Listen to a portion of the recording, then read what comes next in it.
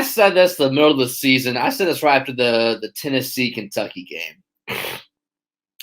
Only one of these guys is going to stay. It's either going to be Emory Jones or Anthony Richardson. Both of these guys will not be on the roster for Florida next year. With the transfer portal, both guys they won't stay next year. And obviously for Florida, the answer has to be Anthony Richardson. So Napier, if he gets the job, he's expected to. Napier has to sit down with both Emory Jones and Anthony Richardson and, say, look, here's the deal. He can say, I haven't seen either one of you guys. You have open competition in spring. And then, base the decision off that and then go roll with the starter. And then he can sit down with will probably be Emory Jones and say, look, we're going to roll with Anthony Richardson. And, it's up to you what you want to do. If you want to stay, cool. If not, understand. I think that's one of the first things Napier has to do when he comes to Florida, if he gets the job, is sit down with both quarterbacks because, like you said, Colton, there's no way Emory Jones. I don't see, like you said, in any capacity how he can be the quarterback.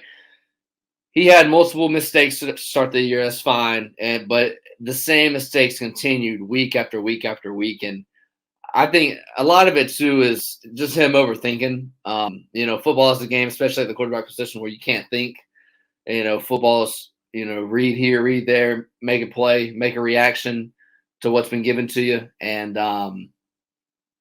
it's just one of those things. And then also too, it didn't seem like he could handle the pressure when the Boo Birds ever came out, and that just comes with being the quarterback at the University of Florida. I'm not saying that's right or wrong, but when you're a quarterback at the University of Florida and you get a high praise when you're winning, well then you're going to get a lot of the Boo Birds and a lot of criticism when things aren't going right.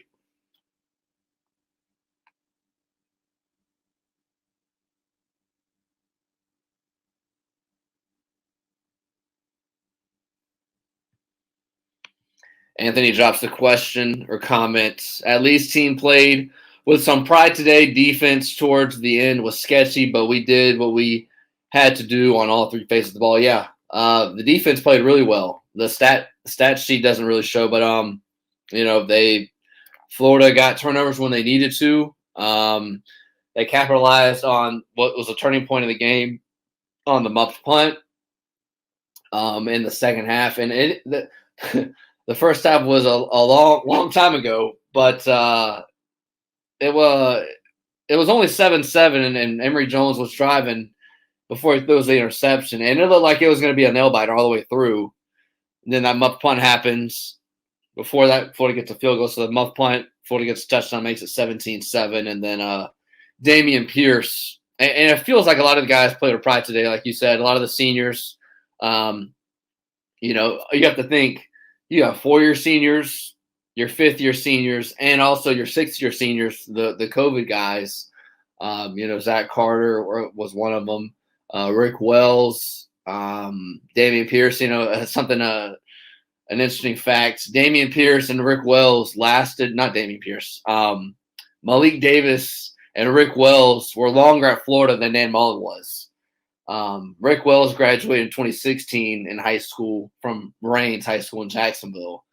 And Malik Davis came to Florida in 2017 when McElwain was his last year. So, pretty easy to say that those guys have been at Florida for a long, long time. And so it was good to see those guys go out on the right foot at the Swamp. Brent Cox jumped 4 times. Yeah, he had 4 sacks, and there was a lot of penalties up front. Not a defensive lineman, as you can see, but I don't know how an offsides happens so many times throughout the course of a game. I know Travis did a good job of, changing the snap count, but still, you would think after at least twice that wouldn't be an issue. But, I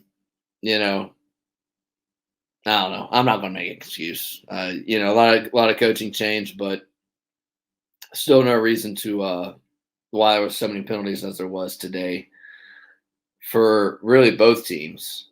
As I'm trying to see what what Knox said in the post-game presser. I don't think he's got to the podium yet.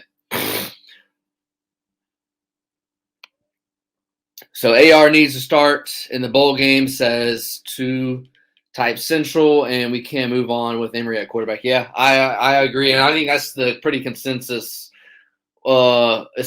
specifically with fans. And I think if you ask Florida fans, they would probably say the same thing. Emory Jones will probably hit the transfer portal. Now no coach has gotten the job yet, but it looks like it will be Napier. It should be announced tomorrow, Monday. And then I think both will sit down and talk with him. But we'll see. I think Emory Jones needs to hit the transfer portal because I don't think he is up to play SEC football, and I think Anthony Richardson is a generational quarterback and needs to play. As to your question about the bowl game, so Florida gets 15 practices. They'll probably get a bowl game, being 6-6, probably like the week before New Year's. I don't even know what bowl that would put them in. The Gator Bowl, any of those bowls that happen in Orlando or in Central Florida. Anthony Richardson should be the quarterback. And what should happen that Dan Mullen didn't do last year in preparing for Oklahoma was play all your young guys and see what you have for next year. As this is something that should have been happening the last couple of weeks after the debacle that happened against South Carolina.